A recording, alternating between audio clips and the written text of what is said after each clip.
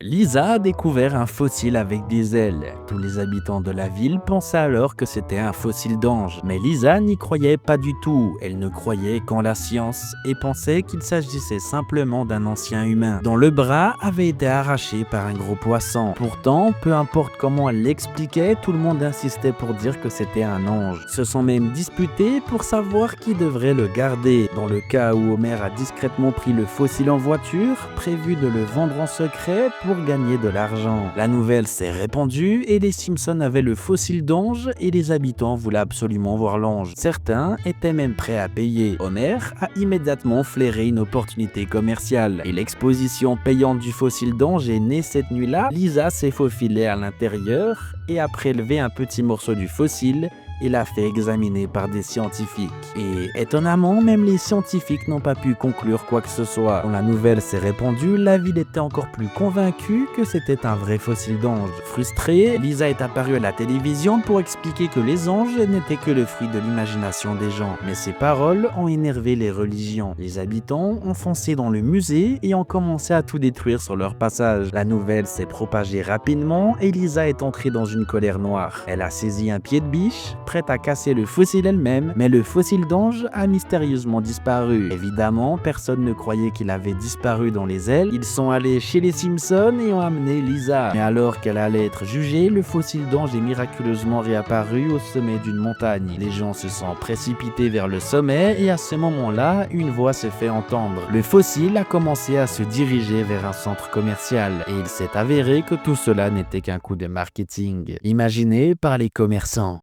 Si t'aimes ce genre de contenu sur les Simpsons, alors abonne-toi et clique juste en dessous. J'ai sorti une vidéo où on répond enfin à une question des plus interdites. Qui est le vrai père de Nelson? La vidéo complète est déjà disponible sur ma chaîne. Alors, clique maintenant, on se rejoint là-bas. À tout de suite.